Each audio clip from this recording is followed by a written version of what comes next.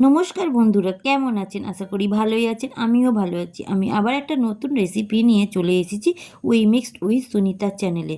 তো রেসিপিটা হচ্ছে, এই যে শাকগুলো দেখতে পাচ্ছেন, এই শাকগুলো হচ্ছে মানে কোমললতা শাক। তো আমরা একে কোমললতা শাকও বলি আর সোঁড় আলুর শাকও বলি।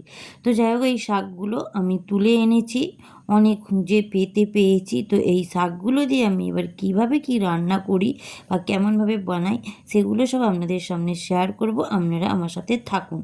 তো এই দেখুন, এই যে শাকটা দেখতে পাচ্ছেন, এই শাকটা আমি নিয়েছি, মানে শুধু নরম অংশটা নেবো এই শাকটার। তাই জন্যে, কেন এটা অনেকটা লম্বা করে আমি তুলে এনেছি, কিন্তু শুধু নরম অংশটা নেবো, আর পিছন মানে শক্ত অংশটা আমি নেবো না। তো দেখুন, এবার আমি নরম অংশগুলো বেছে নিচ্ছি আস্তে আস্তে। তো এই দেখুন, এই পেছনের নরম অংশটা মানে শক্ত অংশটা ভেঙে ফেলে দিচ্ছি, আর নরম অংশটা আমি নিয়ে নিচ্ছি। তো এইভাবে আমি প্রতিটা নরম অংশকে নিয়ে নেব। আর দেখতে পেলেন বন্ধুরা, ওই গাছটার গায়ে কাঁটা কাঁটা আছে, মানে কাঁটা কাঁটা আছে, যেগুলো একদম শক্ত কাঠির মতন হয়ে গেছে, সেই কাঁটাগুলো ফুটে যায়। আর এই যে গায়ে কাঁটাগুলো আছে দেখাচ্ছি, এই কাঁটাগুলো গায়ে ফোটেও না, কিছু হয়ও না। তো আমি এবার কি করছি, সব শক্ত ডাঁটিগুলো ভেঙে ফেলে দিচ্ছি, আর কচিগুলো নিয়ে নিচ্ছি। তো ছোটো ছোটো করে আমি এবার এই কচিগুলো, মানে কচি অংশটা আমি এবার নিয়ে নেবো।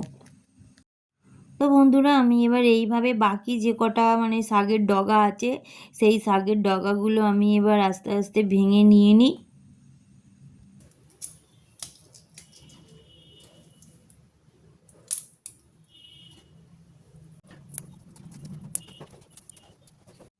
তো বন্ধুরা দেখো, আমার বাছা হয়ে গেছে সব শাক কটা। ওই যে বাকি যে ওগুলো ছিল, ওগুলো বাড়তি, মানে মোটা অংশটা ফেলে দিয়েছি, শক্ত অংশটা, আর এই যে নিয়েছি কচি অংশটা।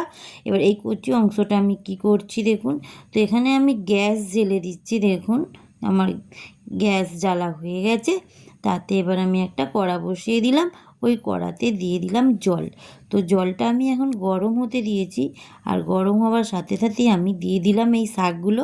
তো এই শাকগুলো আমি আগে থাকতে ভালোভাবে জল দিয়ে পরিষ্কার করে ধুয়ে নিয়েছি, নিয়ে এবার এই জলে দিয়ে দিচ্ছি।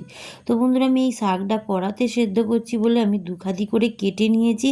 আমরা যদি চান ভাতে দেবেন, তো এটা ভাতে দিয়েও সেদ্ধ করা যায়, তো তখন দুখাদি করতে হয় না।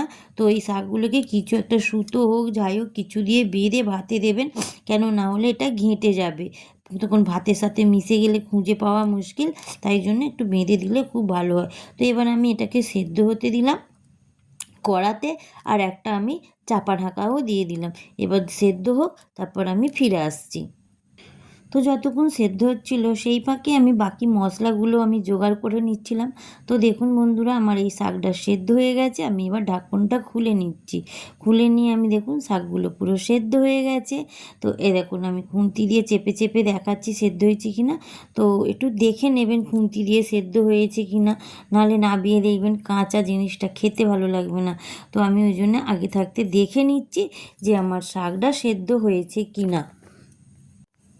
তো আমি আস্তে আস্তে ছেঁকে নিয়েছি, নিয়ে একটা পাত্রে তুলেছি ওই শাকগুলো, আর এই যে সেদ্ধ জলটা কড়াতে রয়ে গেছে। তো এবার আমি কি করি দেখুন, এবার আমি চলে এসেছি শিলনোড়ার কাছে। তো আমি এবার এই শিলনোড়াতে শাকগুলো যে সেদ্ধ করে রেখেছিলাম, সেই শাকগুলো আমি শিলনোড়াতে আস্তে আস্তে নিয়ে নিচ্ছি, মানে শিলনোড়ায় নেবো এবার পিসবো বলে। তো আমি সব শাক কটাকে আস্তে আস্তে এই দেখুন আমি পিষে নিচ্ছি শিলনোড়াতে। এটাই শাকটা কি বলো তো, মিক্সারে পিষলেও পেষা যায়, আবার শিলনোড়াতে তো পেষা যায়, মিক্সারেও পেষা যায়। যদি আপনারা চান মিক্সারে পিষতে, মিক্সারে পিষবেন, কিন্তু শিলনোড়াতে পিষলে আরও জিনিসটার স্বাদ বাড়ে। তো যাই হোক, আমি আস্তে আস্তে শাকগুলো সব বেটে নিই।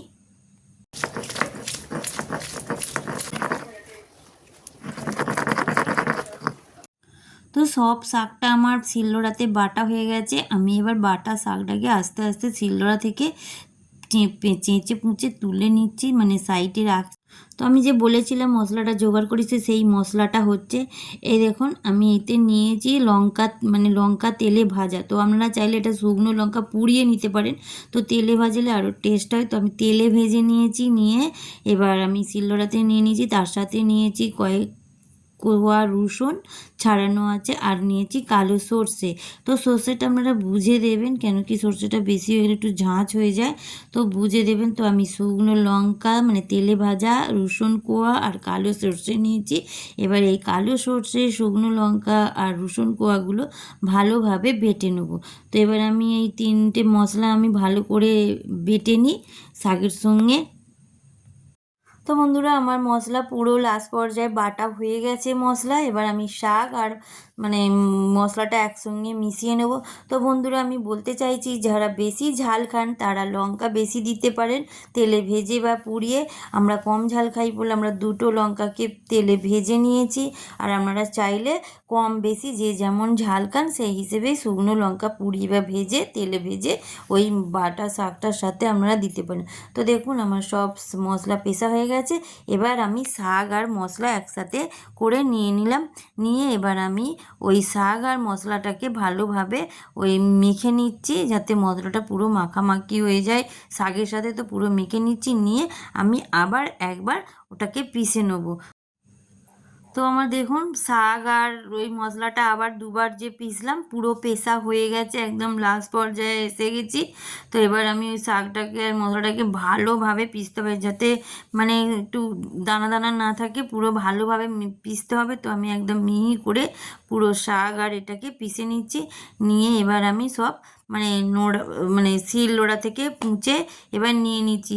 কেন কি এই শাকটা না পাওয়া খুব মুশকিল। আমি মানে যাও করে অনেক কষ্টে আমি পেয়েছি বন্ধুরা। তো এই জন্যে কী বলো তো, একটু নষ্ট করতে চাই না। তো সবটা ভালোভাবে মুছে একটা পাত্রে আমি তুলে নিলাম। তো চলো বন্ধুরা, এখনও এর কাজ বাকি আছে, এটা কি করি আগে গিয়ে চলো দেখা যাক। তো আমি রান্নাঘরে চলে এসেছি, শাকটা বেটে নিয়ে এসে এবার আমি গ্যাসে কড়া বসিয়ে দিয়েছি। কড়া গরম হয়ে যাওয়ার পর ওতে আমি পরিমাণ মতন সর্ষের তেল দিয়ে দিলাম। তো এই রান্নাটা সর্ষের তেলেতেই খুব ভালো হয় বন্ধুরা। তো আমি সর্ষের তেলটা দিয়ে দিলাম, দিয়ে তেলটা আমি গরম হতে দিলাম। তো তেল গরম হয়ে যাওয়ার পর এই দেখুন আমি পেঁয়াজ কেটে রেখেছিলাম কুচো করে। তো পেঁয়াজ কুচিগুলো আমি এবার এই তেলের ওপর দিয়ে দিলাম, দিয়ে এবার ভালোভাবে পেঁয়াজটাকে ভেজে নেবো। একদম মানে লাল লালও নয়, মানে ভাজা ভাজা যেরকম হয় সেইভাবে ব্রাউন কালার করে ভেজে নেবো। তো বন্ধুরা আমি ততক্ষণ পেঁয়াজটা ভাজতে থাকি। তো এই দেখো বন্ধুরা আমার পেঁয়াজটা ভাজা ভাজা হয়ে এসেছে। তো একটু আমি নাড়াচাড়া করে নিচ্ছি। নেবার পরে এবার আমি এইতে দিয়ে দেবো ওই যে দেখুন যেই শাকটা বেটে রেখেছিলাম সেই শাক বাটাটা। তো এবার আমি এই শাক বাটাটা দিয়ে দিই বন্ধুরা কড়াতে। তো এই দেখুন আমি কড়াতে এবার দিয়ে দিলাম, ওই পেঁয়াজটার ওপরে আমি শাক বাটাটা দিয়ে দিলাম। তো শাক বাটাটা দিয়ে পেঁয়াজের সাথে নেড়ে চেড়ে এবার আমি মিশিয়ে নিচ্ছি। তো বন্ধুরা এতে এখনও একটা জিনিস দেওয়া হয়নি, তো কি বলো তো বন্ধুরা দিনই, যেটা না দিলে সে কোন যত রকম যত ভালো করেই রান্না করো সেই রান্নার কোনো স্বাদই থাকে না। তো সেটা হচ্ছে নুন। তো বন্ধুরা আমি নুন দিয়ে দিলাম, এই দেখুন নুন। তো আপনারা চাইলে এই নুনটা যখন আমি মশলা পিসছিলাম সেই সময়ও দেয়া যেত, কিন্তু সেই সময় দিলেও ভালো হতো। তো আমি এখন দিচ্ছি, এখনও দিলেও চলে। তো আমি এই সময় আমি দিয়ে দিলাম নুনটা। তো দিয়ে এবার আমি ওই শাকটা আর পেঁয়াজটা ভালো করে আমি এবার মিশিয়ে নেবো, আর কড়াতে ভালোভাবে নেড়ে নেড়ে আমি ভেজে নেবো।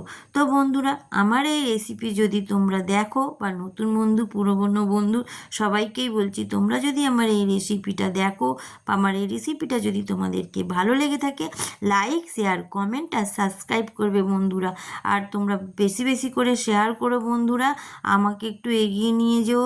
আর তোমাদের অনেক অনেক ভালোবাসা, নতুন বন্ধু পুরনো বন্ধু সবাইকেই বলছি অনেক অনেক ভালোবাসা। আর যারা আমার নতুন এই ভিডিওটা দেখছো বন্ধুরা, তাদেরকে বলছি আমার চ্যানেলটাকে সাবস্ক্রাইব করে আমার পাশে থেকে। এই কোমললতা গাছটাকে আমরা আর একটা নামে জানি, তো সেই তার নাম হচ্ছে শোঁড় আলু গাছ। তো এর নিচে এরকম আলু হয়, সেই আলুটা সাঁওতালরা তুলে খেত। তো আমাদের ওখানে সাঁওতাল ছিল, মানে আমার বাপের বাড়ির কথা বলছি, আমার বাপের বাড়ির ওখানে অনেক সাঁওতাল থাকতো ছোটোবেলায়। তো তারা তুলে খেত দেখেছি। তো তারাও বলতো যে একটু তেতো তেতো হয়। তো কেননা আমাদের বাড়ির কাছেই জমিতেই ওরা থাকতো, তো ওদেরকে আমরা দেখেছি, বলতো তেতো তেতো হয়তো, ওরা কী করে খেত যাই হোক জানি না। তো এই শাকটা ওরা আমাদেরই চিনিয়েছিল, আর আমার ঠাকুমা এই শাকটা রান্না করে খাইয়েছিল আমাদেরকে, ওদের থেকেই জিজ্ঞাসা করেছিল। তো আমার ঠাকুমা এখন আর নেই, আমার ঠাকুমা মারা গেছে। তো সেই ঠাকুমার রেসিপি আজকে তোমাদের সামনে আমি তুলে ধরলাম। আর এই দেখো লাস্টে আমি লেবুর রস দিচ্ছি। এই লেবুর রসটা দিলে একদম টেস্টটা আরও খুলে যায় বন্ধুরা। লেবুর রস দিলাম, বেশিও নয় কমও নয়, পরিমাণ মতন লেবুর রস দিয়ে ভালোভাবে নাড়াচাড়া করে নেবো। তো বন্ধুরা, এই রান্নাটা আমার ঠাকুমা এখন মারা গেছে, তো আমার ঠাকুমার কাছ থেকে শেখা। তো আমার ঠাকুমা আমাদের শিখিয়েছিল বলতে ছোটোবেলায় করতে আমরা দেখেছি, সেইটা মনে করে করে আজকে আমি আপনাদের সামনে এই রেসিপিটা তুলে ধরলাম। কেমন লাগলো না লাগলো একটু বলবেন বন্ধুরা। তো আমার এই শাকটা যতটা পারবেন কড়াতে ভেজে ভেজে, মানে নাড়াচাড়া করে ভেজে ভেজে নেবেন, তলা যাতে না লেগে যায়। খুন্তি একদম বন্ধ দেওয়া যাবে না, খুন্তি বন্ধ দিলেই তলায় লেগে যাবে। তো আমার এই শাকটা রেডি হয়ে গেছে বন্ধুরা, এবার আমি এটা তুলে নিচ্ছি। তো এটা হচ্ছে আমাদের কোমললতা ভর্তা। তো এই কোমললতা ভর্তা শুকনো ভাতের সাথে খেতে খুব খুব খুব ভালো লাগে। তো আমার এই রেসিপি রেডি বন্ধুরা। টাটা, আবার নতুন কোনো রেসিপির সঙ্গে দেখা।